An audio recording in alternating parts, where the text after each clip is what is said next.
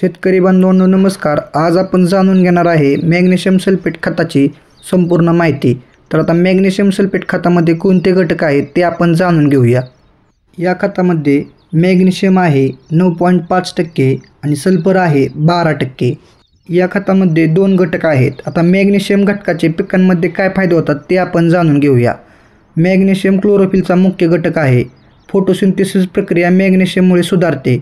झाडातील एन्झाईम क्रिया सक्रिय करते. तर असे बरेचसे फायदे आपल्याला मॅग्नेशियममुळे होतात. आता सल्फरमुळे कोणते फायदे होतात ते जाणून घेऊया. सल्फर हे प्रोटीन बनवण्यासाठी आवश्यक असते. तेलबिया जसे की सोयाबीन, सूर्यफूल यासाठी हे खत फायदेशीर आहे. झाडाच्या वाढीला चालना देते. असे बरेचसे फायदे सल्फरमुळे होतात. मॅग्नेशियम सल्फेट खताचे पिकांमध्ये काय फायदे होतात ते जाणून घेऊया. तर झाडं टवटवीत आणि हिरवीगार राहतात. उत्पन्नामध्ये वाढ होते.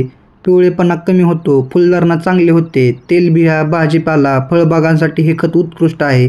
असे बरेचसे फायदे आपल्याला मॅग्नेशियम सल्फेट खताचा वापर केल्यामुळे मिळतात. पिकांमध्ये मॅग्नेशियम सल्फेट कमतरतेची लक्षणे कोणती ते आपण जाणून घेऊया.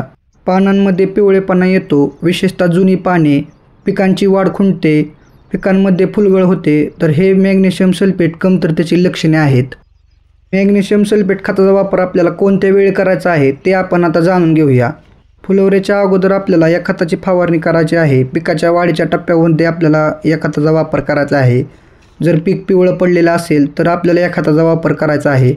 तर या खताचा आपल्याला कोणत्या पिकांमध्ये वापर करायचा आहे तर ऊस, कापूस, सोयाबीन, टोमॅटो, डाळिंब, फळझाडं, भाजीपाला या पिकांमध्ये आपण मॅग्नेशियम सल्फेटचा वापर करू शकतो. तर शेतकरी बांधवांनो, माहिती जर तुम्हाला उपयुक्त वाटली असेल तर नक्कीच आपल्या चॅनलला सबस्क्राईब करा, व्हिडिओला लाईक करा आणि जास्तीत जास्त शेतकऱ्यांपर्यंत पोहोचवा. धन्यवाद.